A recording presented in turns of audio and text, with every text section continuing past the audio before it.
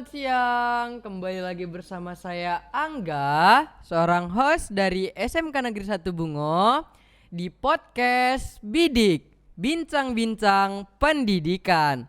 Aku bisa, kamu bisa. Aku hebat, kamu juga hebat.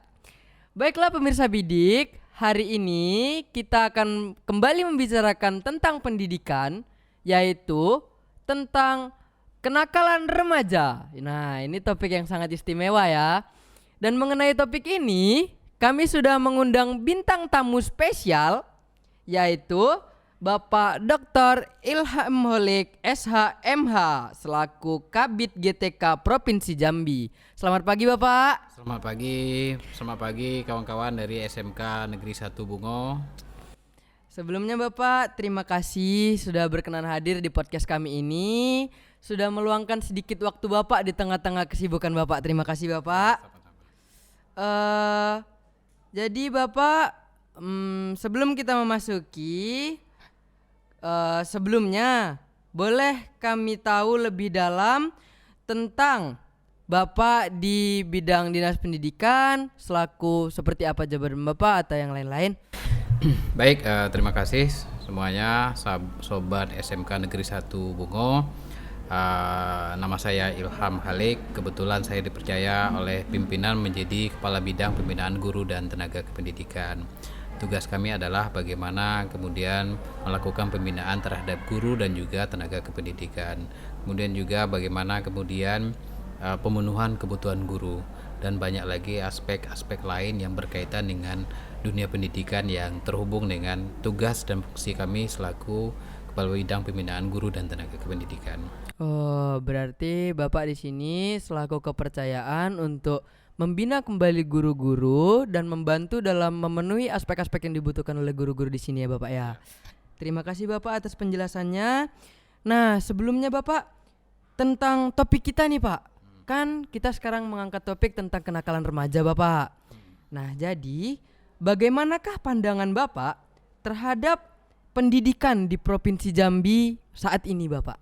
Baik, tentu kita harus pahami dulu tentang kenakalan remaja ya. Kalau kita bicara kenakalan remaja, tentu pemahaman kita itu adalah siswa-siswa ataupun remaja-remaja yang berkelahi ataupun geng motor. Tetapi sesungguhnya makna kenakalan remaja itu adalah sangat luas. Ya, perilaku yang menyimpang itu juga termasuk kenakalan remaja. Perilaku yang tidak sesuai dengan norma itu juga termasuk kenakalan remaja. Perilaku yang menyimpang dari aspek-aspek kemasyarakatan itu juga termasuk kenakalan remaja, misalnya merokok, kemudian juga melakukan perbuatan-perbuatan tercela, misalnya termasuk misalnya melakukan aksi-aksi pornografi misalnya dengan di baik di medsos maupun di kehidupan sehari, itu juga termasuk kenakalan remaja. Oleh sebab itu kita harus pahami bahwa kenakalan remaja itu bukan yang tawuran atau geng motor, tapi banyak aspek terkait dengan kenakalan remaja.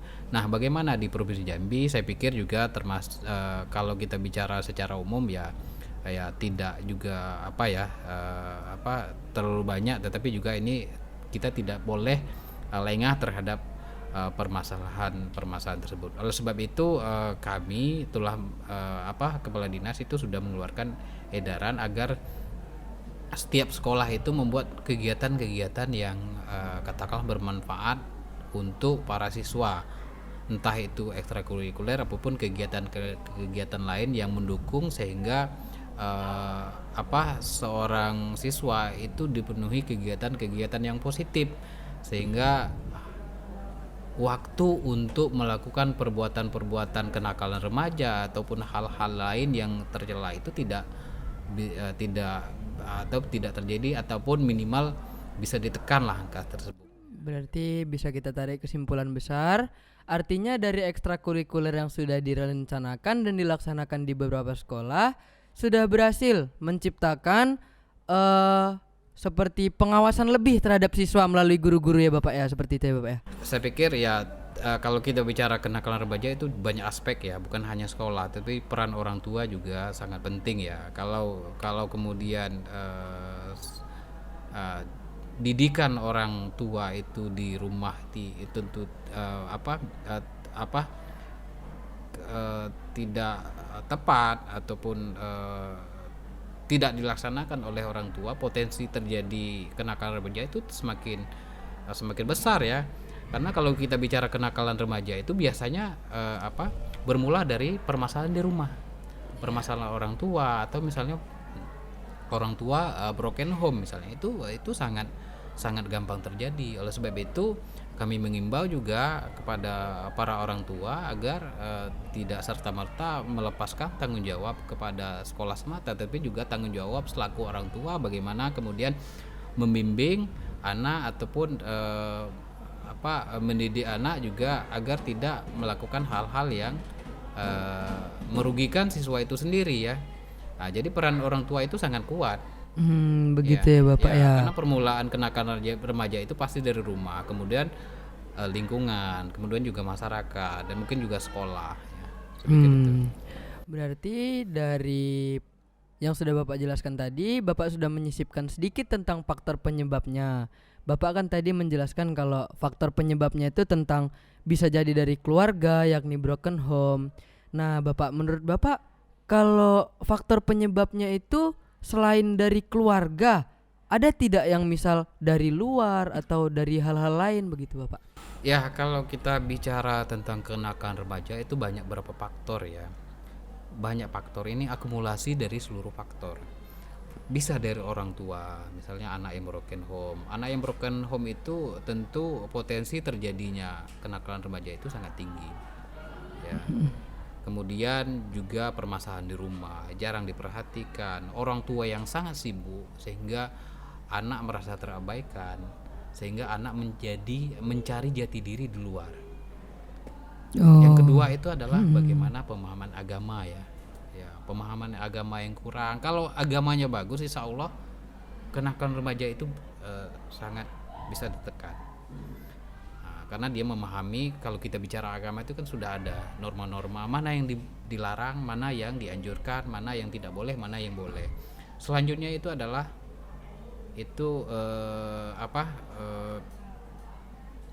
lingkungan, teman-teman di sekolah ataupun teman-teman di luar main sekolah, ya, teman-teman lingkungan. Teman itu sangat mempengaruhi. Ya.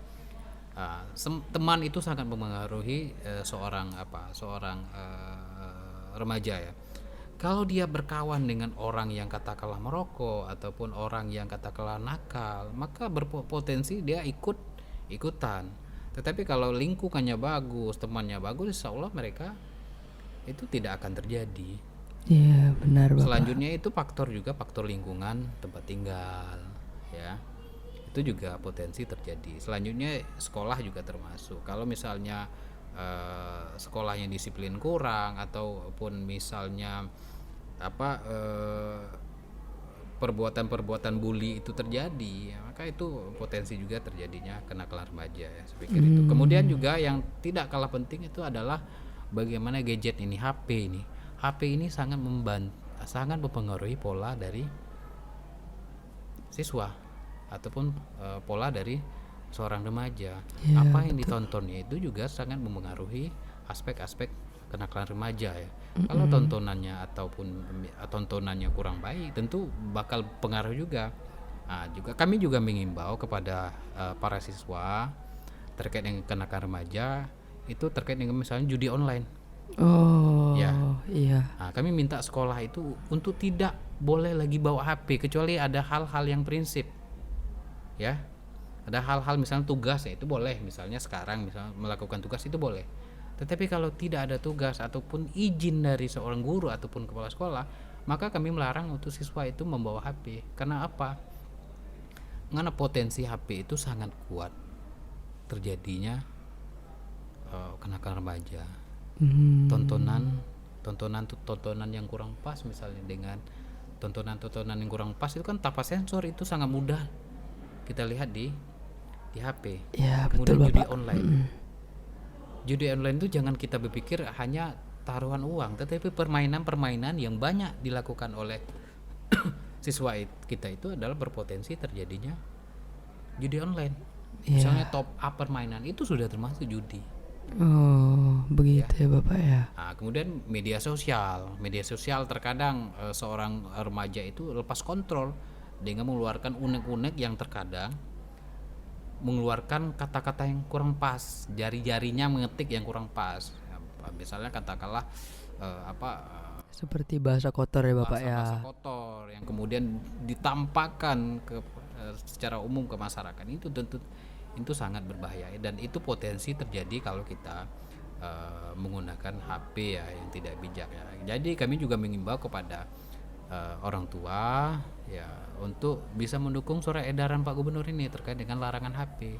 Tidak ada maksud kita untuk menghambat komunikasi antara orang tua siswa dengan siswa, tetapi bagaimana kemudian kita mengarahkan agar tidak terjadinya hal-hal yang kurang diinginkan. Iya. Ya, tidak semua siswa itu bisa bijak dalam menggunakan Gadget tadi. ataupun HP. Iya, memang betul.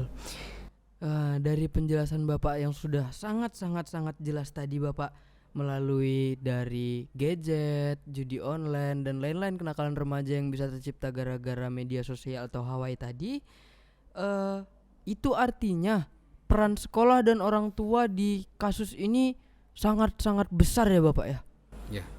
Ya, akumulasi lah. Kita tidak mengatakan bahwa ini penting atau tidak, ini penting, yang lain tidak penting, tetapi itu banyak faktor seperti yang saya sampaikan tadi. Selain orang tua, selain sekolah, tentu lingkungan juga lingkungan juga mempengaruhi ya. Kalau lingkungan di rumah, sekitar rumah itu bermasalah, kurang bagus, tentu ini juga berpotensi terjadinya kenakalan remaja. Atau teman lingkungan, teman sepermainan ataupun teman di lingkungannya kurang bagus, juga potensi terhadap permasalahan tersebut. Termasuk juga HP tadi ya. Dan sarana-sarana lain yang katakanlah bisa meningkatkan risiko terjadinya kenakalan remaja. Oleh sebab itu sekolah maupun orang tua punya peran yang sangat penting ya, termasuk juga lingkungan. Berarti melalui penjelasan Bapak tadi juga artinya Dinas Pendidikan sudah mengambil langkah ke depannya, langkah konkret, juga kolaborasi antar sekolah, guru BK dan juga orang tua ya Bapak dalam menangani ini semua.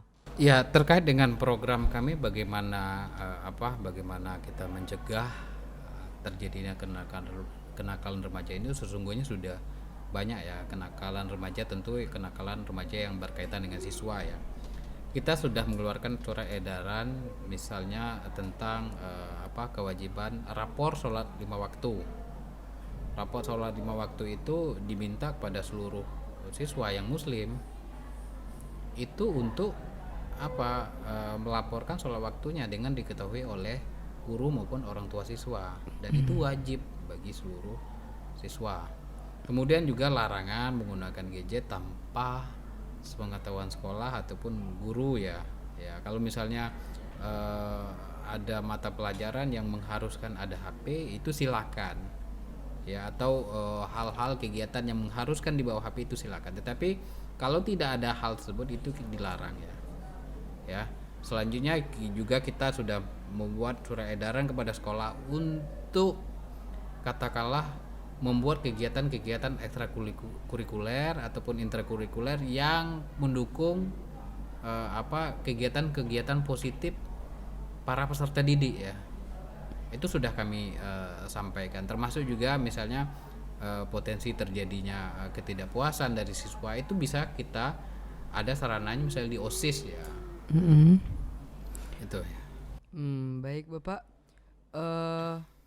Artinya tadi kan dari aspek sekolah itu sudah ada penanganannya seperti penambahan ekstrakurikuler dan menghabiskan jam-jam siswa sehingga siswa mendapatkan hal-hal yang berfaedah. Dari orang tua juga kita mendapatkan sosialisasi dari sekolah nih sama orang tua. Jadi Bapak, strategi untuk menciptakan lingkungan sosial yang mendukung nih Bapak untuk kehidupan remaja. Tadi kan baru sekolah sama orang tua nih. Nah, untuk lingkungannya gimana kira-kira Bapak bagusnya? Baik, terkait dengan faktor-faktor kenakalan remaja yang terjadi di lingkungannya.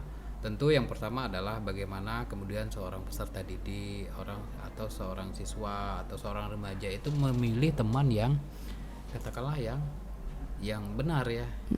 Kita tinggalkan mereka yang katakanlah melakukan perbuatan yang memang tidak sepantasnya dilakukan oleh siswa. Misalnya apakah itu tawuran, atau misalnya membuli sesama siswa, atau membuli sama-sama lingkungan, itu jangan kita jangan kita mendekat kepada orang-orang demikian. Kemudian juga peran orang tua sangat penting ya, sehingga terhindar dari lingkungan yang kurang bagus. Selanjutnya itu juga masalah agama ya.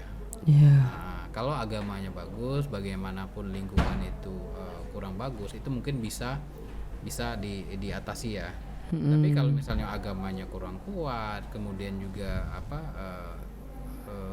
lingkungan juga sangat Buruk. buruk misalnya, itu potensi terjadi itu sangat tinggi ya, kenakalan remaja. Oh, begitu Bapak ya. Jadi untuk sekarang ada atau tidak kebijakan inovasi baru dari Dinas Pendidikan untuk menangani semuanya lagi?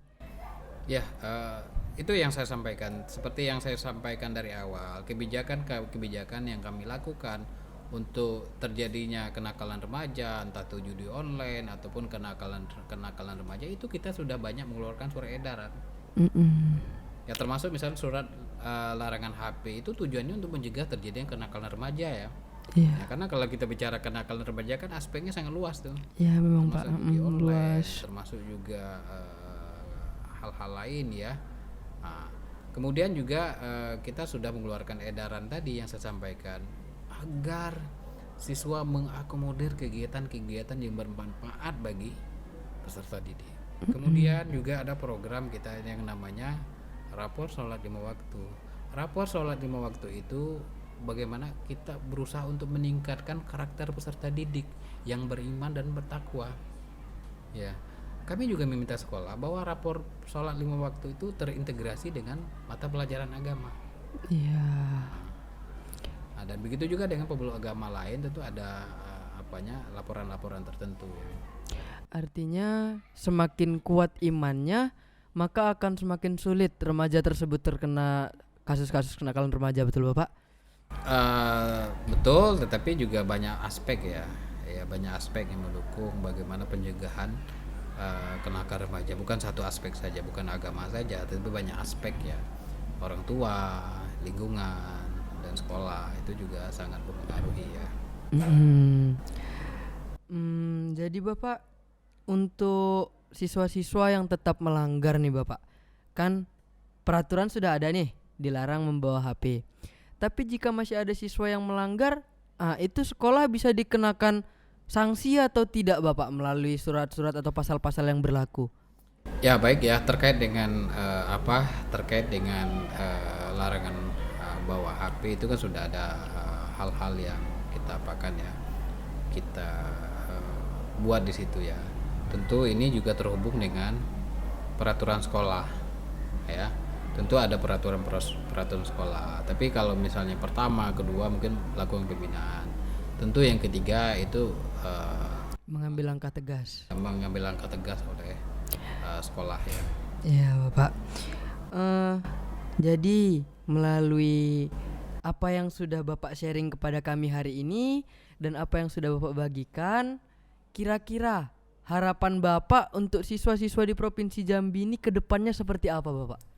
Baik, harapan kami kepada siswa-siswa SMA, SMK, SLB seperti Jambi agar kita bertanggung jawab terhadap diri kita sendiri.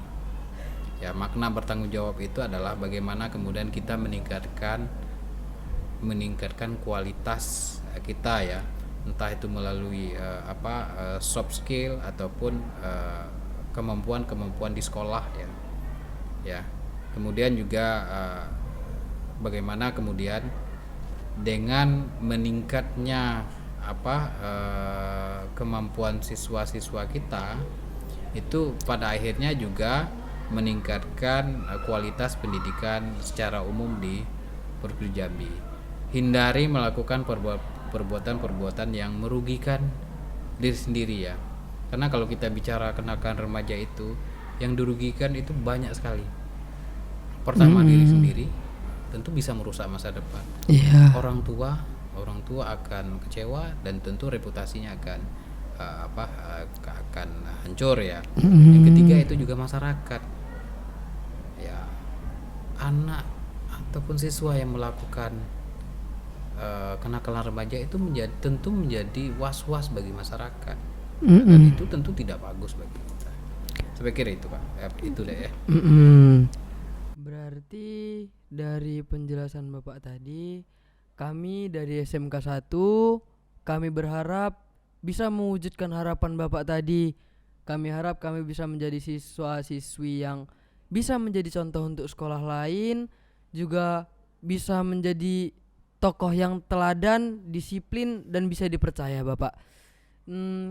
Sebelum kita tutup Bapak, satu pertanyaan terakhir yang akan kami sampaikan, yaitu bagaimana kesan dan pesan Bapak setelah datang ke SMK ini dan menginjakkan kaki di depan tadi? Menurut Bapak seperti apa Bapak? Baik, saya termasuk yang cukup sering ya di SMK Negeri 1 Bungo ya. Pertama tentu dari aspek sarana prasarananya luar biasa, kemudian juga kebersihannya sangat luar biasa ya. Kemudian tertib sekolahnya sangat luar biasa, disiplin siswa maupun disiplin gurunya sangat luar biasa. Jadi intinya SMK Negeri 1 ini layak dijadikan contoh bagi SMK lain yang ada di Provinsi Jambi ya. Baik dari aspek sapras, aspek guru, aspek siswa, kebersihan, dan kegiatan-kegiatan yang positif itu sangat layak dicontoh oleh sekolah-sekolah lain baik SMA maupun SMK yang ada di Provinsi Jambi. Terima kasih atas apresiasi Bapak untuk SMK kami ini. Nah, terima kasih Bapak atas wawasan dan pesan-pesan inspiratif yang sudah Bapak sampaikan kepada kami di hari ini. Nah, pemirsa podcast Bidik, jadi itulah hal-hal yang dapat kita ambil pada hari ini. Ambillah sisi positifnya, tinggalkan sisi buruknya. Jauhilah kenakalan remaja, dekatkan diri kepada iman dan ketakwaan kepada Tuhan kalian masing-masing yang kalian percaya. Saya Angga Jiniarta Purba dari SMK Negeri 1 Bungo. Saya pamit undur diri. Dadah.